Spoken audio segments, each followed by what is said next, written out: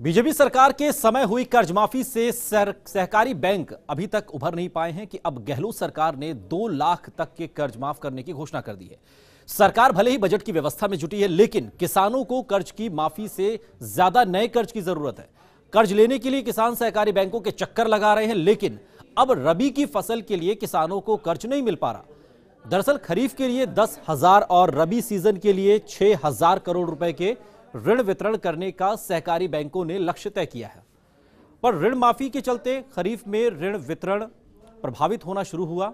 खरीफ में 8,300 करोड़ के ही ऋण वितरित हुए और ऐसे में बचे हुए 1,700 करोड़ रुपए रबी सीजन के लिए स्थानांतरित कर दिए गए।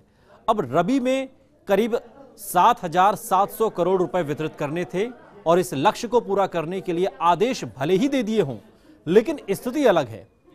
तय लक्ष्य के मुकाबले अभी करीब 2,200 करोड़ रुपए ही वितरित किए गए हैं।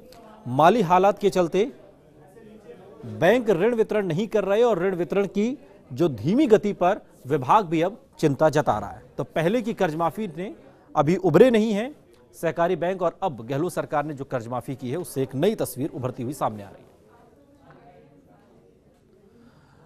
राजस्थान के अशोक गहलोत सरकार पिछली वसुंधरा राजे सरकार की कुछ योजनाओं को बंद करने और कुछ को नया रूप देकर उन्हें फिर से प्रारंभ करने की तैयारी कर रही है।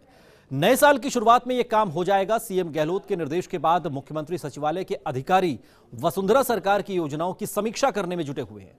सीएम ने अधिकारियों को योजनाओं का सरलीकरण करने के निर्देश दिए हैं और इन योजनाओं में सबसे महत्वपूर्ण राशन वितरण के लिए पॉश मशीनों पर अंगूठा लगाने की प्रक्रिया को बंद किया जा सकता है। इसके साथ ही कई योजनाओं की समीक्षा की जाएगी और जो जनहित से जुड़ी योजनाएं हैं उन्हें नए नामों के साथ जारी रखा जा सकता है।